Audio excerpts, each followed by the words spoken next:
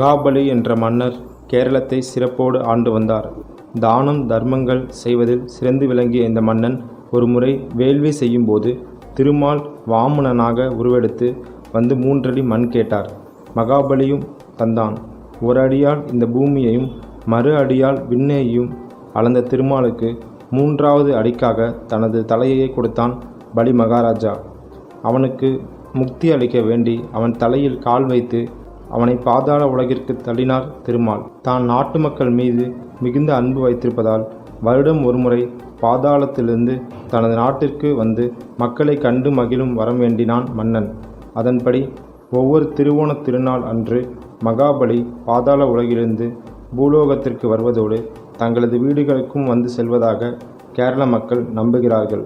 இதனை நினைவு கூர்ந்து மகாபலியை மீண்டும் வரவேற்கும் வகையில் இந்த திருவிழா ஆண்டுதோறும் கொண்டாடப்படுகிறது. கொல்ல வருஷம் என்ற மலையாள ஆண்டின் முதல் மாதமான சிங்கம் மாதத்தில் ஓணம் விழா கொண்டாடப்படுகிறது. பருவமழை காலம் முடிந்தும் எங்கும் பசுமையும் ஈரமும் நிறைந்திருக்கும் கேரளாவின் முக்கிய பண்டிகைகளில் ஒன்றான ஓணம் கொண்டாடப்படுகிறது. கேரள மக்களால் சாதி மத வேறுபாடின்றி கொண்டாடப்படும் பண்டிகை ஓணம். இதை கேரளாவின் அறுவடை திருநாள் என்றும் அழைப்பர். மலையாள ஆண்டின் சிங்கம் மாதத்தில் அஸ்தம் நட்சத்திரத்தில் துவங்கி திருவோணம் நட்சத்திரம் வரை இருக்கும் 10 நாட்கள் ஓணமாக கொண்டாடப்படுகிறது. ஓணம் 1000 ஆண்டுகளாக கேரளாவில் கொண்டாடப்பட்டு வரும் ஒரு முக்கியமான பண்டிகை என கிபி 861 தேதியிட்டு கிடைத்த தாமிர தகட்டில் ஓணம் பண்டிகை பற்றி பொறிக்கப்பட்டுள்ளது. ஓணம் திருநாள் கொண்டாடப்படும் 10 நாட்களும் மக்கள் அதிகாலையிலேயே எழுந்து குளித்து வழிபாட்டில் ஈடுபடுவர். கசவு என்று சொல்லக்கூடிய சுத்தமான வெண்ணிற ஆடையை உடுத்துவர். வீட்டு பெண்கள் வீட்டின் முன்பு 10 நாட்களும் தொடர்ந்து பூக்களிலால் ஆன கோலங்கள் இட்டு ஆடிப்பாடி மகிழ்வர். நடைபெறும் திருவிழாவில் ஒவ்வொரு நாளுக்கும் தனித்தனி பெயர் கொடுத்து கொண்டாடுகிறார்கள். ஓணம் பண்டிகையின் முதல் நாள் அத்தம், 2ஆம் நாள் சித்திரா, 3ஆம் நாள் சுவாதி என்று அழைக்கப்படும். அன்று மக்கள் ஒருவருக்கொருவர் பரிசுகள் அளித்து மகிழ்ச்சியை பகிர்ந்து கொள்வர். 4ஆம் நாளான விசாகத்தில் 9 சுவைகளில் உணவு தயார் செய்யப்படுகிறது. குறைந்தபட்சம் 64 வகையான உணவு வகை இந்த பட்டியலில் இடம்பெற்றிருக்கும். இவ்வுணவினை ஓணம் சத்யா என்று அழைப்பர். 5ஆம் நாள் அனுஷம் எனப்படும். அன்று கேரளாவின் பாரம்பரியமான படகு போட்டி நடத்தப்படுகிறது. இந்த போட்டியில் பங்கு பெறுவோர் வஞ்சிப்பாட்டு என்ற பாடலை பாடிக்கொண்டு படகை செலுத்துவது இதன் சிறப்பம்சம்.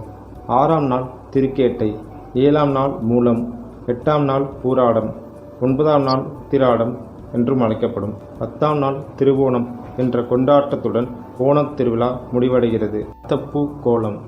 ஓணம் பண்டிகையின் சிறப்பம்சம் மகாபலி மன்னனை வரவேற்கும் விதமாக கேரளாவின் ஒவ்வொரு வீட்டு வாசலிலும் போடப்படும் அத்தப்பூ என்ற பூக்கோலம் ஆகும். கேரளாவில் ஆவணி மாதம் பூக்கள் பூத்து குலுங்கும் மாதமாகும். அதனால் இக்காலத்தில் வரும் ஓணத் திருநாளை மக்கள் பூக்கள் திருவிழாவாக கொண்டாடுகிறார்கள். ஒவ்வொரு குடும்பத்தில் உள்ள ஆண் பிள்ளைகள் அத்தப்பூ என்ற பூவை பறித்து கொண்டு வருவர். பூக்கோளத்தில் அதைத்தான் முதலில் வைக்க வேண்டும் என்பது ஐதீகம். அதன் பின் தினமும் வெவ்வேறு பூக்களுடன் கோலத்தை அழகுபடுத்துவர்.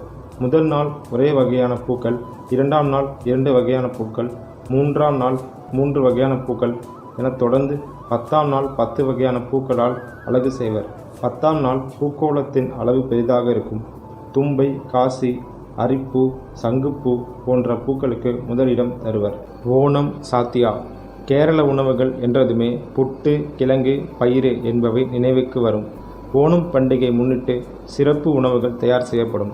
காணம் விற்றாவது ஓணம் உண் என்ற பழமொழி ஓணம் சாத்தியா என்ற உணவின் சிறப்பை கூறுகிறது.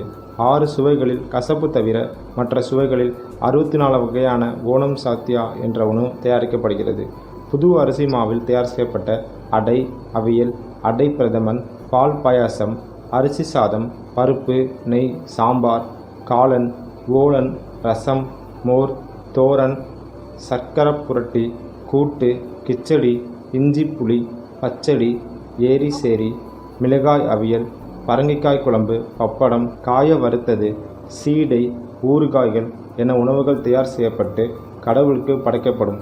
பெரும்பாலான உணவு வகைகளில் தேங்காய் மற்றும் தயிர் பெரும் பங்கு பெறுகிறது. இவ்வுணவு எளிதில் செரிமானம் ஆவதற்காக இஞ்சி கறி, இஞ்சி புளி ஆகியவற்றை உணவுடன் எடுத்துக்கொள்வர். புலிக்களி. புலிக்களி அல்லது கடுவக்களி என்று அழைக்கப்படும் நடனம் ஓணம் திருவிழாவின் 4ஆம் ஓணம் எனப்படும் 4ஆம் நாளில் கொண்டாடப்படுகிறது. களி என்பது மலையாள மொழியில் நடனத்தை குறிக்கும். இந்நாளில் சிவப்பு, கருப்பு மற்றும் மஞ்சள் வண்ணத்தினால் புலி வேடமிட்டு நடனமாடி வருவர். புலிக்களி நடனம் சுமார் 200 வருடங்களுக்கு முன் கொச்சியை தலைநகராக கொண்டு ஆண்ட மன்னன் ராமவர்ம தம்புரான் என்ற மன்னனால் ஓணம் விழா தொடங்கி வைக்கப்பட்டதாகும். இசை ஒலிக்கேற்ப ஒருவித தாளத்துடன் புலி வேடமிட்டு ஆடுவர். கைகொட்டுக்களி. ஓணம் பெண்கள் மகிழ்வோடு ஆடும் நடனம் கைகொட்டுக்களி. கசவு எனப்படும் தூய வெண்ணிற ஆடையை அணிந்து பாடல்களை பாடியபடி ஆடுவர். பெரும்பாலும் கைகொட்டுக்களி பாடல்கள் மன்னன் மகாபலியை குறித்தும் அவரை வரவேற்பதாகவும் அமையும். யானை திருவிழா. ஓணம் திருவிழாவில் தவறாமல் இடம்பெறும் மற்றொரு சிறப்பு யானை திருவிழாவாகும். 10ஆம் நாளான திருவோணத்தன்று யானைகளுக்கு விலையுயர்ந்த பொன் மற்றும் மணிகளால் ஆன தங்க கவசங்களாலும் பூத்தோரணங்களாலும் அலங்கரித்து அணிவித்து வீதிகளில் ஊர்வலம் நடத்துவர். யானைகளுக்கு சிறப்பு உணவுகளும் படைக்கப்படும். விளையாட்டுக்கள். ஓணம் பண்டிகையை முன்னிட்டு கேரளாவில் பாரம்பரிய விளையாட்டுகளான கயிறு இழுத்தல், களரி, படகு போட்டிகள், பாரம்பரிய நடனம், 10 நாட்களும் பல விளையாட்டுப் போட்டிகள் நடைபெறும். திருக்காட்கரை காட்கரையப்பன் கோயில். மகாவிஷ்ணு வாமன அவதாரம் எடுத்த நிலத்தில் மகாபலியை அழுத்தி அளித்த தலம் இத்தலமாகும்.